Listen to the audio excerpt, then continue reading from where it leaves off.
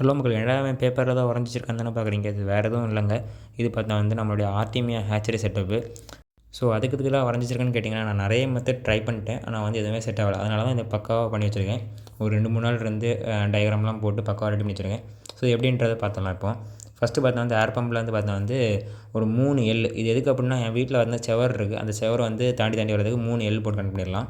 Next பார்த்தா வந்து tea connector. அது பார்த்தா வந்து ஒரு ஹேச்சரிக்கு செப்பரேட் பண்ணதுக்கு. நெக்ஸ்ட்டு பார்த்தா வந்து ஒரு எல் போட்டு இன்னொரு ஹேச்சரி செப்பரேட் பண்ணிக்கலாம். நீங்கள் அந்த எல் போடுறதுக்கு பதிலாக இன்னும் எத்தனை டீ வேணாலும் போட்டு ஸோ அந்த எல்லுக்கும் டீக்கும் கீழே பார்த்தா வந்து நம்மளுடைய கண்ட்ரோலர் வச்சுக்கலாம். ஸோ நெக்ஸ்ட்டு பார்த்தா வந்து பைப். இதை நான் காணிக்கிற பைப் தான் யூஸ் பண்ண போகிறேன்.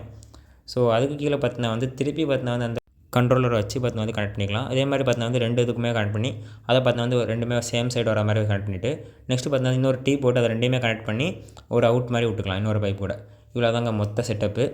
ஸோ இன்னொரு வரக்கூடிய வீடியோஸில் பார்த்தா வந்து நம்ம அதை எப்படி செட் பண்ணுறதை பார்த்துடலாம். ஸோ இப்போ இது என்னெல்லாம் தேவைப்படுதுன்னு பார்த்துடலாம். ஃபஸ்ட்டு பார்த்தா வந்து நம்மளுக்கு ஏர் பம்ப் தேவைப்படும். நெக்ஸ்ட்டு பார்த்தா வந்து எல் கனெக்டர் தேவைப்படும். அது பார்த்தா வந்து 4 நம்பர் தேவைப்படுது. நெக்ஸ்ட்டு டீ கனெக்டர் தேவைப்படும். அது வந்து நமக்கு 2 தேவைப்படுது.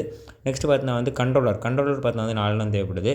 நெக்ஸ்ட் வந்து கிளாம்புனா வேறு எதுவும் இல்லைங்க. அந்த ஹோஸ் இருக்குல்ல, அது பார்த்தா வந்து எனக்கு வந்து கிட்டத்தட்ட வந்து 6 to 7 மீட்டர்ஸ் பக்கம் தேவைப்படுது.